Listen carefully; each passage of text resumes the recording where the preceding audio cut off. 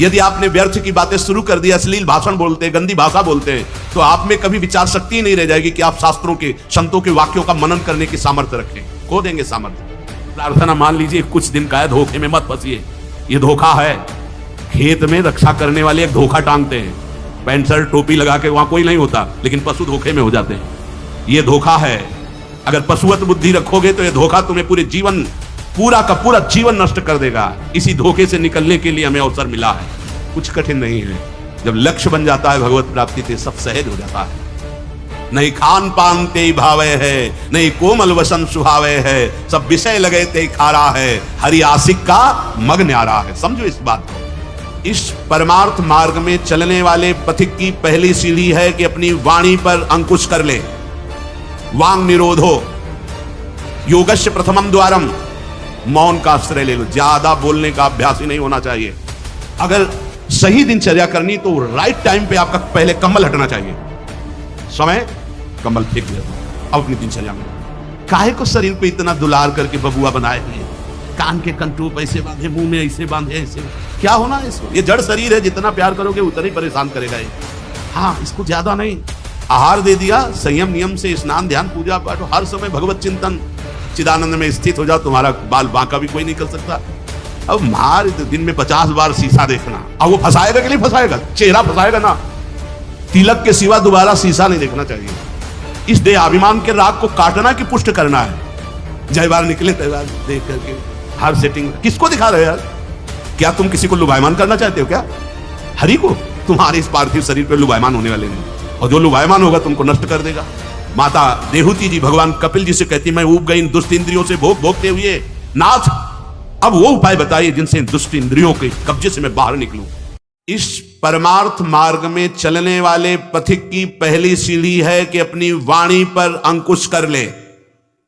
वांग निरोधो योगस्य प्रथमम द्वारम, मौन का आश्रय ले लो। ज्यादा बोलने का अभ्यास ही नहीं होना चाहिए। बड़े अपराध बन जाते हैं, निंदा स्तुति बन जाती है, दोष दर्शन होने लगता है, वो साधक गिर जाता है। मौन का स्वभाव बनाना चाहिए। जड़ मौन यहां वृंदावन में ठीक नहीं।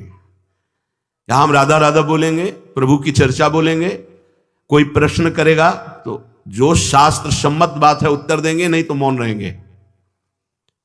प्रपंच की तरफ से पूर्ण मौन होना चाहिए। आपको पहली बार कोई खड़ा करके बात कर रहा है, समझ में आया इससे बात करना प्रभु को भूल जाना है, अगली बार से वो कहेगा राधे राधे, उत्तर नहीं देना। श्री हरिवंश, उत्तर नहीं देना। अंदर से श्री हरिवंश बोले, चल दिए। हमें किसी से क्या लेना देना? हम किसी का अहित नहीं करेंगे, अमंगल नहीं करेंगे, हम किसी पर दोष दर्शन नहीं करेंगे, पर हम अपनी वृत्ति को भगवदाकार करने आए हैं। ये नहीं कि कोई हमसे बोले तो हम बोलना जरूरी है, नहीं। कोई प्रश्न करे तो बोलना जरूरी नहीं। उपासक हो, आप कृपा करें तो बात कर ले, ना चाहे तो बिल्कुल आपके ऊपर कोई शासन नहीं कि आपको बात करना ही पड़ेगा, ऐसा सिद्धांत नहीं है। योगस्य प्रथमम द्वारम वांग निरोधो, सबसे पहली साधना है वाणी को रोक ले। बोलने से बहुत शक्ति नष्ट हो जाती है। जैसे हम भगवत चर्चा करें तो इससे शक्ति बढ़ती है, लेकिन प्रपंच की वार्ता करने से वाणी की शक्ति नष्ट हो जाती है। जब आपकी जबान अपवित्र हो गई तो नाम कैसे चलेगा? जब वाणी अपवित्र है तो आपके अंदर शास्त्री कैसे शब्दों का भाव आ पाएगा? नहीं आ पाएगा। महावाक्यार्थस्य विचार्यताम, आप नहीं विचार करने की क्षमता वाले रहेंगे। यदि आपने व्यर्थ की बातें शुरू कर दी, अश्लील भाषण बोलते, गंदी भाषा बोलते, तो आप में कभी विचार शक्ति ही नहीं रह जाएगी कि आप शास्त्रों के, संतों के वाक्यों का मनन करने की सामर्थ्य रखें। खो देंगे सामर्थ्य। बहुत अमृतमय वचन निकलते हैं मौन वाणी को पावन रखने वालों के, एकदम शहद में डूबे हुए वचन। इसलिए वाणी पर अंकुश कीजिए। जरूरत हो तो बोलिए, नहीं तो मौन। श्री जी का जस गाइए, नाम कीर्तन कीजिए, इसके अलावा मौन रहिए। इन नियम ले लीजिए। जब आए हो भगवत प्राप्ति के लिए तो काहे को बक्सो। इन इंद्रियों को सीधे अनुशासन में लीजिए ना। आपका स्वरूप इंद्रियां थोड़ी हैं, आप इनके संचालक हैं। आपकी सामर्थ्य से सामर्थ्यवान होकर आपको बांधे हुए हैं, आप इनको बांधिए। बहुत हो गई स्वतंत्रता इन दुष्टों की। माता देहूती जी भगवान कपिल जी से कहती, मैं ऊब गई इन दुष्ट इंद्रियों से भोग भोगते हुए, नाथ अब वो उपाय बताइए जिनसे इन दुष्ट इंद्रियों के कब्जे से मैं बाहर निकलूं। माता देहूती जी, ये बहुत दुष्ट है, ये कुछ मिनट तो लगेगा, बहुत शांत है और भगवत स्वरूप में लगने वाली हैं, और एक क्षण में गिरा के ऐसे नरक में खड़ा कर देंगी जहां पश्चाताप ही होता है, हाथ कुछ नहीं लगता। योगस्य प्रथमम द्वारम वांग निरोधो, फिर अपरिग्रह। पहला द्वार है वाणी पर शासन कीजिए। हम वाणी गायन करेंगे, श्री जी के लीला चरित्र, नाम कीर्तन, इसके अलावा मौन। कई साधकों को यह स्पष्ट आज्ञा करी श्री जी की प्रेरणा से कि आप नहीं बोलोगे, तो उसका पालन करना चाहिए। जब सत्संग में आप सुन रहे हैं कि योगस्य प्रथमम द्वारम, तो आप अपनी वाणी को संयम में रखिए। किसी की मजाक, उपहास, किसी की चुगली, निंदा, ये सब बिल्कुल नहीं। अगर आप ये सब करते रहेंगे तो निरंतर नाम नहीं चलेगा, आप सत्संग का मनन नहीं कर पाएंगे, मनन करके आप अपने आराध्य देव में स्थित नहीं हो पाएंगे। जरूरी है मौन, जरूरी है, पर विचार मौन। ये धाम है इसलिए हम जड़ मौन की बात नहीं करते, विचार मौन। और वो मौन ही किस काम का, जो एक शब्द में हम बात कर लेते हैं, वो 5 मिनट लगाएं। जैसे कोई बात करनी, अब वो कुछ बोला, अब उसमें पूरी एकाग्रता, पूरी शक्ति नहीं, सीधे बोल दे, स्विच ऑफ कर दे, क्या चला गया। जड़ मौन के लिए फिर ना ऊ ना ऊ, कुछ नहीं, ना लिखना, ना पढ़ना, ना कुछ, बिल्कुल बालवत परमहंस स्थिति, कोई प्रश्न नहीं, कोई उत्तर नहीं, एकदम जड़वत, जीते जी मृत, जीवन मुक्त होने के लिए। तो वो ये श्रीधाम वृंदावन है, यहां उचित नहीं, क्योंकि यहां राधा नाम स्वयं हरि रटते हैं, तो हमारी जबान की सार्थकता है, राधा नाम कीर्तन करें, वाणी जी का गायन, इसके अलावा मौन रहे। दूसरा, अपरिग्रह, उतना ही स्वीकार कीजिए जिससे आपकी जीवन यात्रा चलती, इसके बाद नहीं। एक भी वस्तु एक्स्ट्रा आपके पास नहीं होनी चाहिए। क्यों होनी चाहिए? जब रोज का रोज श्री जी दे रही तो तुम्हें एकत्रित करने की जरूरत क्या है? आपको जो दिनचर्या में चाहिए बस उतना ही, इसके आगे नहीं। एक भी कंबल एक्स्ट्रा नहीं रखना होना चाहिए, एक भी वस्त्र नहीं एक्स्ट्रा नहीं होना चाहिए। जो हमारी दिनचर्या में आ रहे हैं कि 2 कॉपिन, 2 मार्किन, बनियान, स्वेटर, 1 कंबल या 2 कंबल, जिससे आपकी दिनचर्या कट रही, बस इसके अलावा आपके पास कुछ नहीं। आपकी जो दिनचर्या है, वो दिनचर्या जो प्रभु दिए हुए हैं शरीर पालन पोषण के लिए, शरीर के लिए उतनी आवश्यक है। अगर सही दिनचर्या करनी तो राइट टाइम पे आपका पहले कंबल हटना चाहिए। समय, कंबल फेंक दिया दूर, अब अपनी दिनचर्या में लग जाओ। काहे को शरीर को इतना दुलार करके बबुआ बनाए हुए हो, कान के कंटूप ऐसे बांधे, मुंह में ऐसे बांधे, ऐसे क्या होना है इसको? ये जड़ शरीर है, जितना प्यार करोगे उतना ही परेशान करेगा ये। हाँ, इसको ज्यादा नहीं, आहार दे दिया, संयम नियम से स्नान, ध्यान, पूजा पाठ, हर समय भगवत चिंतन। ये जड़ है, अभ्यास है। यहां कौन बांधता है कुछ? 12 महीना झेलता है नहीं मस्तक का, ये सब कौन बांधता है? ऐसे अभ्यास। चलो इतने कमजोर अभ्यास के हैं तो जितना उचित वस्त्र उतना पहन लिया। अब ये नहीं कि सोमवार को हरा, मंगल को नीला और बृहस्पति को पीला, और अलग अलग दिन के अलग अलग स्वेटर, अलग अलग दिन के अलग अलग। भैया ये विलासिता नहीं। भगवत प्राप्ति करनी तो एक स्वेटर में 10-5 साल तो कटी जाएंगे, दूसरा हम क्यों लें? एक जीपर मिल गया, उससे शरीर ढक लिया, 10-5 साल चलेगा, 2-3 महीने पहनने को होता है, हर साल नया। तो भाई हमें क्या कार, हमें कहीं जाना है क्या पार्टी में? हमारी यही पार्टी, बाबा जी की पार्टी, भगवत मार्ग के पथिक है। उचित, उचित बिल्कुल नहीं से बहुत। वो इसको दुलार करने का मतलब है अपना पतन करना। सच्ची मान लीजिए, इसका पतन करना। वयोवृद्ध है, रोगी शरीर, वो अलग बात है। थोड़ा तो आनंद लीजिए प्रकृति का वार सहने का। अगर शरीर रुग्ण नहीं है, जवान शरीर हो, ब्रह्मचारी हो, आग है अंदर, सहो हर प्रकृति के वार को, गर्मी, सर्दी, बरसात, भूख, प्यास, सच्चिदानंद में स्थित हो जाओ, तुम्हारा बाल बांका भी कोई नहीं कर सकता। अब मार दिन में 50 बार शीशा देखना, अब वो फंसाएगा कि नहीं फंसाएगा? चेहरा फंसाएगा ना। तिलक के सिवा दोबारा शीशा नहीं देखना चाहिए। इस देहाभिमान के राग को काटना कि पुष्ट करना है? जय बार निकले तय बार देख करके हर सेटिंग किसको दिखा रहे हो यार? क्या तुम किसी को लुभायमान करना चाहते हो क्या? हरि को? तुम्हारे इस पार्थिव शरीर पे लुभायमान होने वाले नहीं। और जो लुभायमान होगा तुमको नष्ट कर देगा। तो हमें इसको बिगाड़ के रखना है, इसको सजा के नहीं, भगवत प्रसादी आदि लगाए। हमारा देहाभिमान बार बार हमको गिराने की कोशिश करेगा। ये हम जो हंसी मजाक में भी कह रहे इसको अच्छे से समझना। ये जो 2 प्रकार की पद्धति रखी गई है कि आप मुंडन करवा के रखिए क्योंकि आपके बालों से शोभा बढ़ेगी, और आप बाल रखा के रखिए क्योंकि आपकी शोभा बिगड़नी चाहिए। रज लगा के रखिए कि आपको ही आपके शरीर में राग ना रह जाए। बात यहां ये, यहां किसी के दिखाने के लिए नहीं है, आपके शरीर में आपको राग ना रह जाए। आप बार बार साबुन लगाएंगे, तेल लगाएंगे, बार बार शीशा, कंघा और अपने चेहरे को सजाएंगे तो देहाभिमान पुष्ट होगा, ये नष्ट करेगा। कुछ नहीं है, बड़ी दुर्गति है, मान लीजिए। इसका अंतिम परिणाम आग में जलना है। चाहे जितने चिकने कर लो गाल, चाहे जितने लाल कर लो, मरना है, पक्की बात समझो। तो जीते जी अमरत्व क्यों नहीं प्राप्त करते? अरे ऐसा रूप प्राप्त करो जिसमें गाल लाल ही रहते हैं, लालिमा लगानी नहीं पड़ती। श्री जी की दासी लक्ष्मी कोटि विलक्ष लक्षण लसल लीला किशोरी सतई, करोड़ों लक्ष्मी आश्चर्यचकित हो जाए, ऐसा रूप श्री राधा दासियों का है। गीध देह तज धरि हरि रूपा, गीध ने शरीर त्यागा, हरि रूप होकर धाम जा रहा है। बाहरी लाली लगाने से थोड़ी हरि मिल जाएंगे, बाहरी श्रृंगार से थोड़ी हरि मिल जाएंगे। प्रार्थना मान लीजिए कुछ दिन का है, धोखे में मत फंसिए। ये धोखा है। खेत में रक्षा करने वाले एक धोखा टांगते हैं, पैंट शर्ट टोपी लगा के, वहां कोई नहीं होता, लेकिन पशु धोखे में हो जाते हैं। ये धोखा है। अगर पशुवत बुद्धि रखोगे तो ये धोखा तुम्हें पूरे जीवन, पूरा का पूरा जीवन नष्ट कर देगा। इसी धोखे से निकलने के लिए हमें अवसर मिला है। योगस्य प्रथमम द्वारम वांग निरोधो अपरिग्रह, वाणी से मौन रहिए, जितनी आवश्यकता उतना वस्त्र लीजिए। एक संत भगवान आए थे, एक मार्किन से बांधे हुए थे, साल उड़ाया तो बोले आपकी आज्ञा इसलिए ओढ़ लेते हैं। तो हम कहा किसी बाहर निकल के किसी को दे देना, हमारी श्री जी की प्रसादी, इसलिए हमारी प्रसन्नता के लिए। तो उनका ओढ़ लेते हैं, पर महाराज हम रहते ऐसे ही हैं। हम कहा धन्य है, नौजवान हो, बहुत सुंदर है। तो हम कहा आप बाहर जब निकलना किसी को देखना ऐसे आवश्यक है तो आप दे देना। तो बड़े प्रसन्न हुए, आदर करके उन पर हृदय में आदर हुआ उनका कि नहीं मुझे नहीं चाहिए, मैं तो जैसी रहनी से रहता हूं।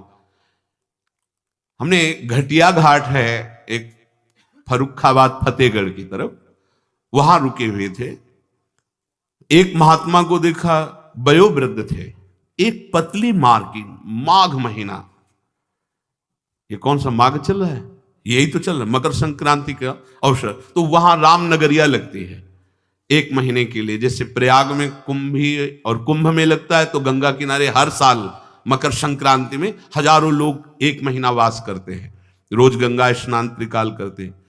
उन महात्मा जी के समीप रात्रि में गए तो शरीर कांप रहा था और मंत्राकार वृत्ति, एक झोपड़ी में बैठे हुए थे। बड़ी लज्जा लगी हमें अपने ऊपर कि हमारा जवान शरीर है, 30-35 वर्ष पहले की बात, और हम 1 मार्किन पहने, 1 मार्किन ओढ़े, ये तो केवल 1 मार्किन पे है, तो हमारा क्या कर्तव्य बनता है? हमको ये भी फेंक देना चाहिए। ये वयोवृद्ध हैं और मौन है। तो उनसे प्रार्थना की कि यहां आश्रम से एक कंबल ले आए, आपका शरीर कांप रहा है। ऐसे मुस्कुरा के कहा नहीं। तो चोट पे चोट लग रही थी कि धिक्कार हमारे जीवन को, ये वयोवृद्ध होकर इतना तितिक्षापूर्ण जीवन, और हम जवान होकर के इसको सह नहीं पा रहे। आप सच्ची मानना, जो तितिक्षापूर्ण है बहुत जल्दी भगवत साक्षात्कार होता है। भगवान आदेश करते तास तितिक्षस्व भारत। आज हम केवल शरीर दुलार में अपने समय को नष्ट करते हैं, शरीर पोषण में। भाई देखो, ये छोटी छोटी बातें आपको देखने में लगती होंगी बड़ी बात है, यही आपको आपके आराध्य देव से विलग किए हुए हैं। महीना भर आप केवल ऐसे आहार करके देखिए कि जिससे तुम्हारा मन कहता अच्छा उसको हटा दीजिए।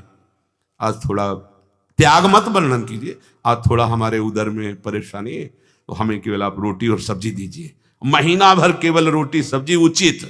आप देखो, अगर आपके अंदर का रजोगुण तमोगुण नष्ट ना हो जाए तो कहना आपके अंदर सात्विक भाव आ जाएगा, मंत्र में स्थिति होने लगेगी।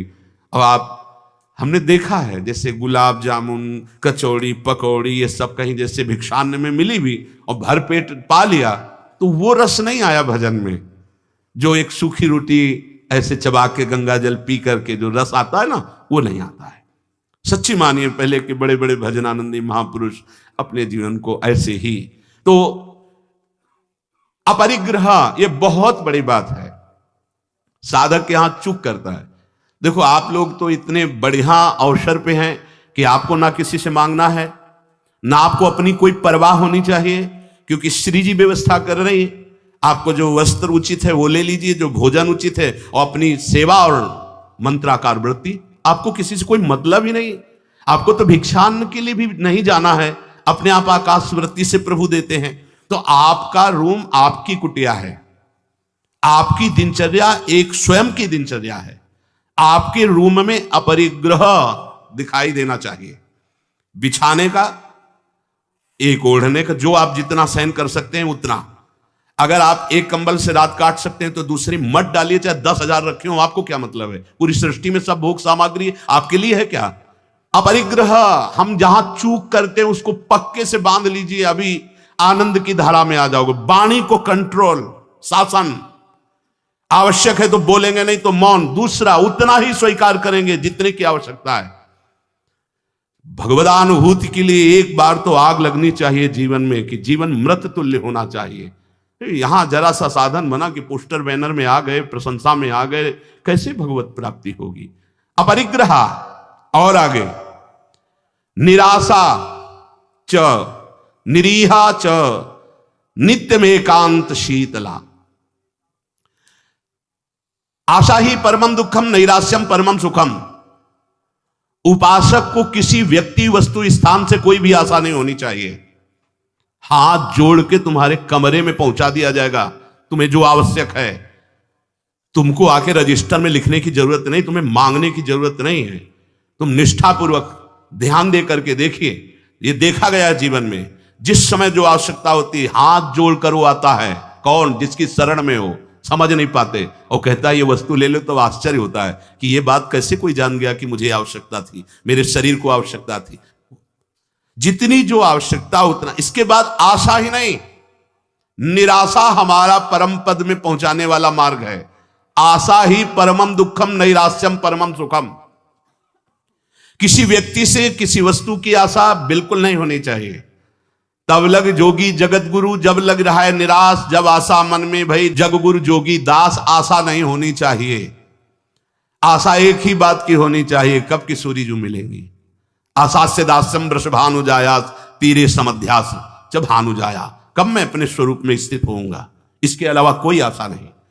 शरीर की आवश्यकता है, मान लो यहां सुविधा है कि भाई आप यहां से ले लीजिए, तो आप ले लीजिए, नहीं तो किसी से मांगने की जरूरत नहीं।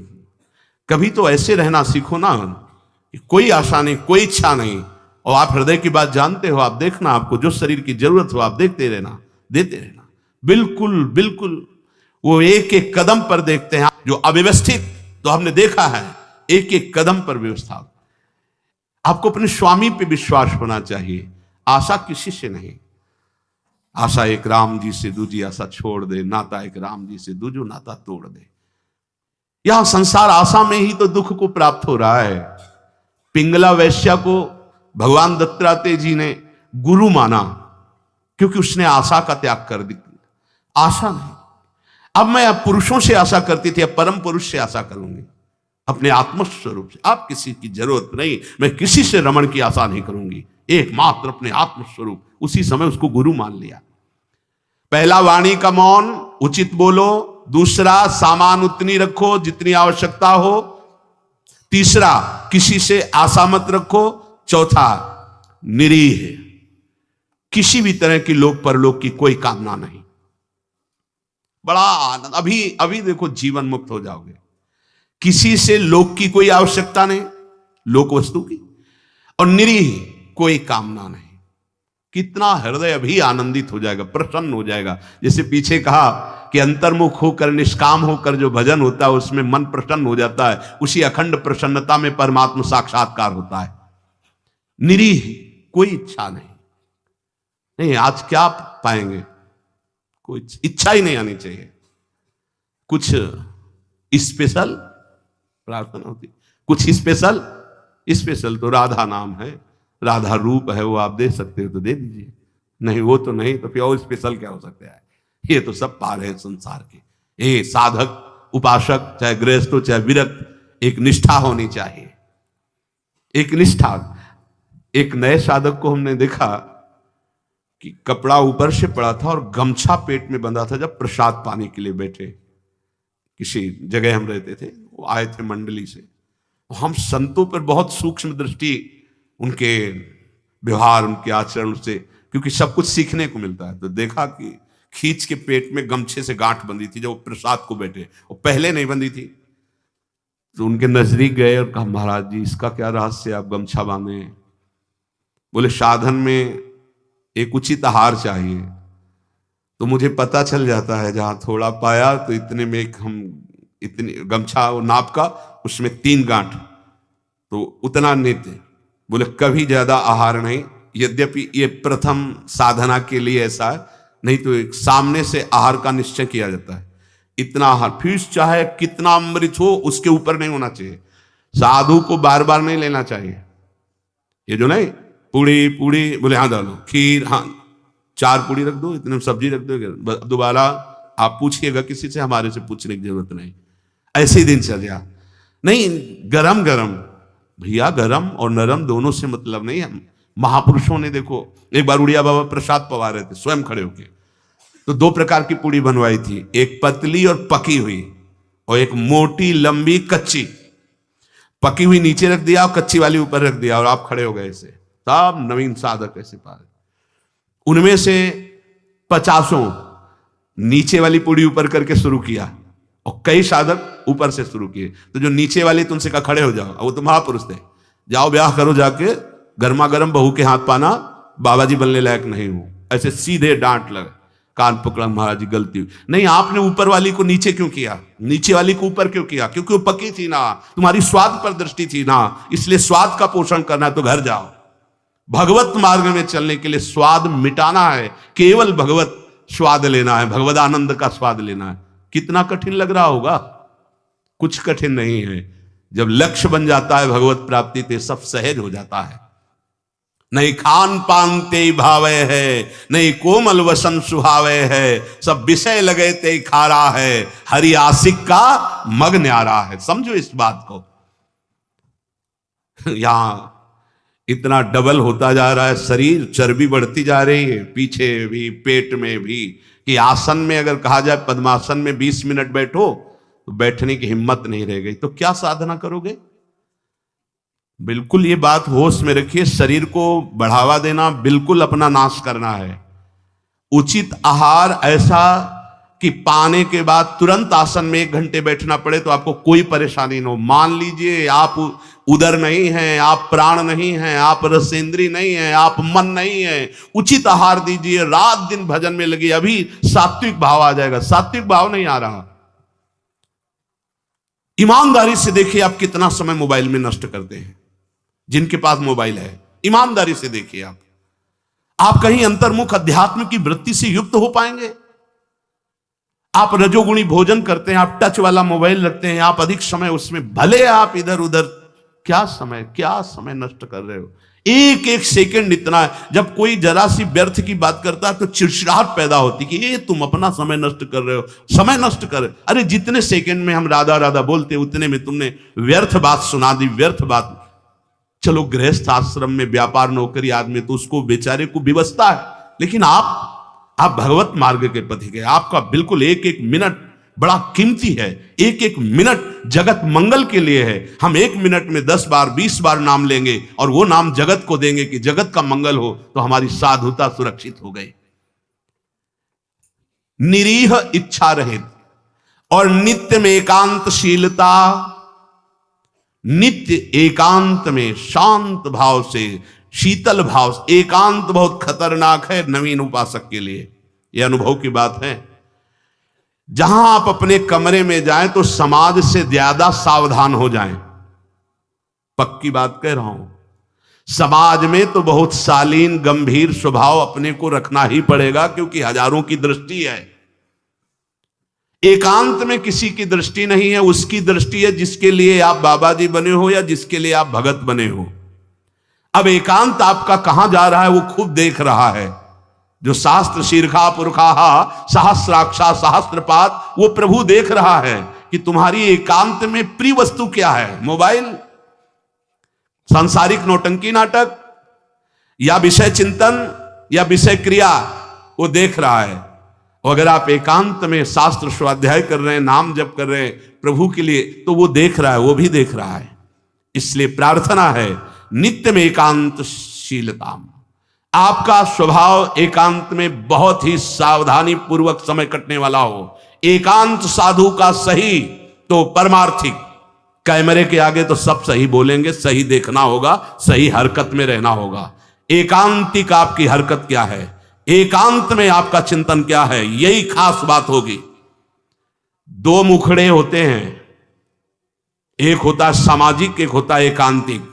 सामाजिक से भी एकांतिक सावधान साधु का मुखड़ा होता है, और साधु का समाज में बहुत बढ़िया और पीछे कुछ और होता है।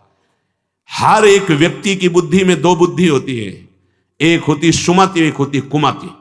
एक होती दैवी संपदा को वर्धन करने वाली सुमत, एक राक्षसी संपदा को। अर्थात कुछ ऐसे मुखड़े होते हैं जिनका एक मुखड़ा तो देवता होता है, दूसरा राक्षस होता है। अगर एकांत में तुम्हारा चिंतन, तुम्हारा आचरण, तुम्हारा विचार, तुम्हारी क्रियाएं कुमति के द्वारा हो रही हैं, तो सामने देवता बनोगे और पीछे राक्षस बनोगे। ये दुमुही चाल भगवत प्राप्ति के लिए बहुत बाधक बात है। जो तुम्हारा एकांत वही समाज, जो समाज वही एकांत। हम इष्ट और गुरुदेव के सीसी कैमरे में हर समय रहते हैं। हमारा इष्ट और गुरुदेव हर समय मुझे देख रहा है।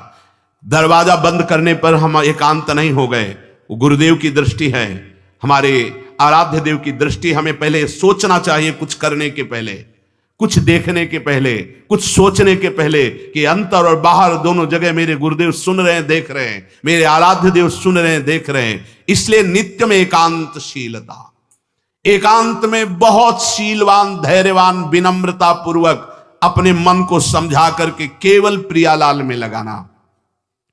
एकांत स्थितिरिंद्रियो परमणे हेतुर्दमश्चेतसः संरोधे करणम समेनो विलयम यायादहम वासना। एकांत में रह करके बढ़ी हुई इंद्रियों के वेग का दमन करता है साधक, क्योंकि एकांत में इंद्रियां बहुत प्रबल हो जाती है। मन, इंद्रियां, खास जिस समय आप शयन करने जाते हैं उस समय बहुत सावधान। जब तक नींद ना आवे तब तक माला चलना चाहिए। उस समय मन के चक्कर में मत पड़ना, ये अनुभव की बात कहते हैं। जब तक आपको नींद ना आवे तब तक बैठ जाइए, माला चलाना शुरू कर दीजिए। शयन के समय खास, जिस समय आप अपने कक्ष में गए शयन करने, मोबाइल हो तो सबसे पहले कमरा बंद करने के पहले स्विच ऑफ करो, उसको बंद करो मोबाइल को। प्रार्थना मान लेना, अगर प्रार्थना मान लोगे तो प्रार्थना करने योग्य हो जाओगे। गेट बंद होने के पहले स्विच बंद होना चाहिए मोबाइल का। अब अपने कमरे में शयन के लिए गए हैं तो माला हाथ में लेकर बैठ जाओ। जब नींद आने लगे तो और धन्यवाद है कि माला छाती से लगा हुआ सो गए, धन्यवाद। अगर ऐसा नहीं है तो नींद आ गई है तो माला विराजमान किया, बिल्कुल नींद में जा रहे हैं, अब चले गए। थोड़ा भी समय इसको मनन करने का मत दीजिए उस समय, नहीं तो ये दिन भर साधन में लगाया गया है, उस समय कोई असाधन सोचवा देगा या करवा देगा। बहुत ये पॉइंट की बात है, समझ लेना आप।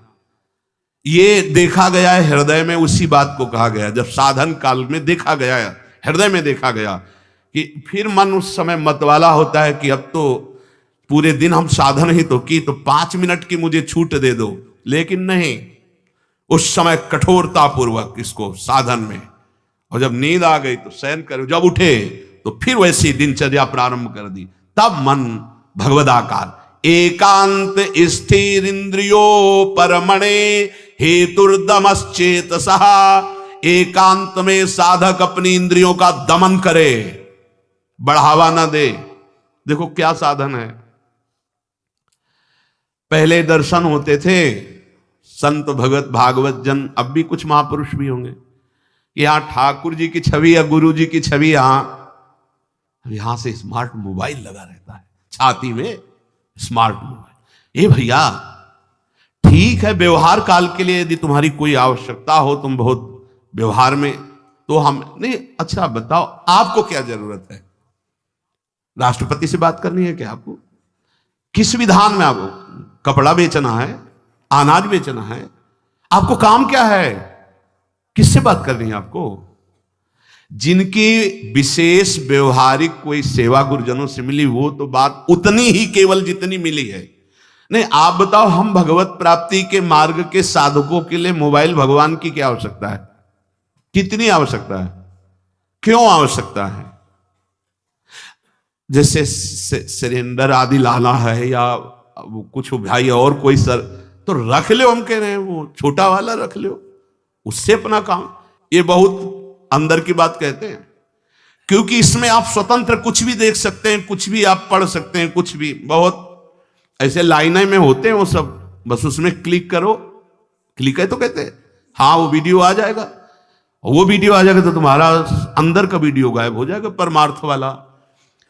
एकांत स्थिर इंद्रियों पर हेतुर्दमश्चेतसा, दमन कर दो इंद्रियों का। ये कहां सीखोगे, कब सीखोगे, किस देश में सीखोगे? यदि धाम में रहकर इंद्रियों का दमन करना ना आया। इंद्रियों का दमन कर दो। इंद्रिय दमन होने से चित्त का स्वयं निरोध हो जाता है, और चित्त की वासना का नाश होते ही योगी को परमानंद का अनुभव हो जाता है। यह है खेल। इंद्रियों का दमन हुआ, मन और चित्त एक ही बात है। चित्त का निर्वासनिक होना, ब्रह्मानंद का स्फुरित हो जाना, भगवदानंद का स्फुरित हो जाना, और फिर स्फुरित होकर अविचल भाव में स्थित हो जाना। यही जीवन मुक्त अवस्था मुनि की होती है, महात्मा की होती है। साधक सिद्ध अवस्था को प्राप्त हो जाता है। इसलिए जो सत्संग में सुना उसका मनन किया जाए, उसको जीवन में धारण किया जाए। देखो, बड़े भाग्य से सत्संग ये मिल रहा है जो शास्त्र सम्मत। मन का और आसक्त संसार में हो जाना, मन का भंजन होकर परमात्मा प्राप्ति के लिए चलना, ये तो बहुत ही कठिन। आप सुन रहे हो, हम बड़े कृपा पात्र हैं जो आप सुन रहे हो। आप सुन रहे हो तो हम बड़े कृपा पात्र हैं कि आप ये सत्संग सुन रहे हो। नहीं तो इस सत्संग के सुनने के लिए अपने आप से गा लो, अपने आप से सुन लो, वो तो सुनने को मिलेगा क्योंकि उसमें। लेकिन इसमें सुना है, इसमें नाश नाश नाश, काट काट, हर संबंध, हर विषय, हर मनोरंजन काट, फिर आकर के अपने स्वरूप में स्थित हो गया। हम आपके ऋणी हैं जो आप ये सत्संग सुन रहे हैं, और अगर इस सत्संग को सुनकर मनन करके आप जीवन में धारण कर लेंगे तो सच्ची मानिएगा इसी जन्म में भगवत प्राप्ति हो जाएगी, जो अत्यंत कठिन है।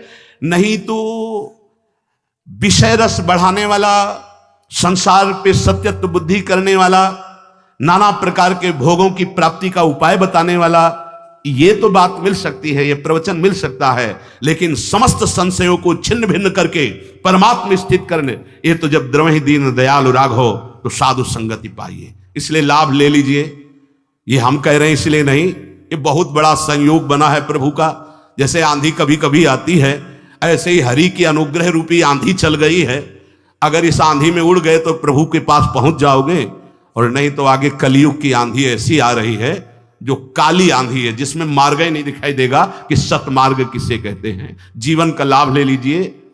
अपनी इंद्रियों को ज्यादा बहिर्मुख मत कीजिए, नाम जप कीजिए, भगवद आश्रित रहिए। जो सुनिए तो मनन कीजिए, ना पकड़ पाए तो बार बार सुनिए। आजकल तो सुविधा है कि आप इसे 1000 बार सुन सकते हैं। बार बार सुनिए, ये जरूर सुनिए, क्योंकि ये तुम्हारे मन का नाश करेगा जो वासनामय है, तुम्हारी इंद्रियों का दमन करेगा। इंद्रिय और मन को बढ़ावा देने वाला कुसंग होता है, सत्संग नहीं। सत्संग तो वही होता है जो सत्य में स्थित कर दे। बड़े भाग पाई सत्संगा तो बिना प्रयास होई भो भंगा। नाम न छूटने पावे, बस नाम चलता रहेगा तो सब ठीक हो जाएगा। जैसे भी बने, उठते बैठते चलते फिरते प्यारी जी का नाम राधा राधा रटते रहिए। शेष चर्चा आगे। श्री राधा वल्लभ लाल।